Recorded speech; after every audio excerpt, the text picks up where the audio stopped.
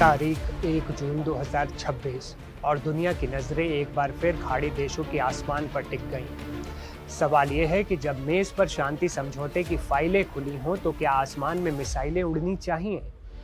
America और Iran के बीच चल रहे सीज़फायर के दावों की धज्जियां उड़ चुकी हैं। सोमवार की सुबह जब कुवैत में अचानक सायरन बजना शुरू हो गए तो पूरी दुनिया समझ गई कि मामला हाथ से निकल रहा है।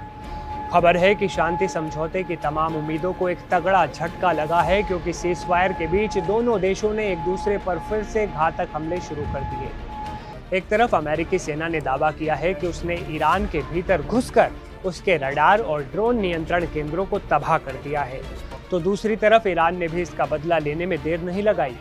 ईरान ने सोमवार तड़के कुवैत में मौजूद अमेरिकी एयरबेस पर मिसाइलों और ड्रोन्स की बारिश कर दी।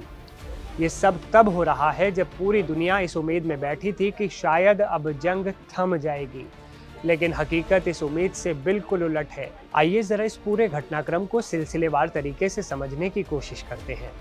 अमेरिकी सेंट्रल कमांड यानी सेंटकॉम की माने तो उन्होंने इसी वीकेंड पर ईरान के गोरुक क्षेत्र और केशम द्वीप पर हवाई हमले किए। डोनाल्ड ट्रंप की सेना का कहना है कि उन्होंने वहां मौजूद उन सेंटर्स को निशाना बनाया जहां से ईरान अपने ड्रोन्स को कंट्रोल करता था, लेकिन अमेरिका ने इसे हमला नहीं बल्कि डिफेंस यानी आत्मरक्षा करार दिया। सेंटकॉम का तर्क है कि ईरान ने पहले अमेरिका के एक हाईटेक MQ-1 ड्रोन को मार गिराया था और ये कार्रवाई उसी का जवाब थी।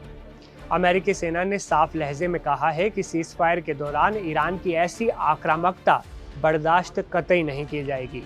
लेकिन कहानी का दूसरा हिस्सा और भी डरावना है। जैसे ही अमेरिका ने ईरान की ज़मीन पर बमबारी की, वैसे ही ईरान के रेवोल्यूशनरी गार्ड्स एक्टिव हो गए, IRGC एक्टिव हो गई। सोमवार की सुबह उन्होंने कुवैत में उस मिलिट्री बेस को निशाना बनाया जिसका इस्तेमाल अमेरिका ईरानी क्षेत्र पर हमला करने के लिए कर रहा था। कुवैत की सेना ने इसकी पुष्टि करते हुए कहा कि उनके एयर डिफेंस सिस्टम ने दुश्मन के मिसाइलों और ड्रोन्स को रोकने के लिए पूरी ताकत झोंक दी और पूरे देश में खतरे के सायरन गूंज रहे हैं। इस पूरी घटना ने एक खतरनाक पैटर्न को जन्म दे दिया है। ठीक ऐसा ही कुछ 28 मई को भी देखने को मिला था, जब बंदर अब्बास में अमेरिकी हमले के बाद ईरान ने कुवैत को निशाना बनाया था।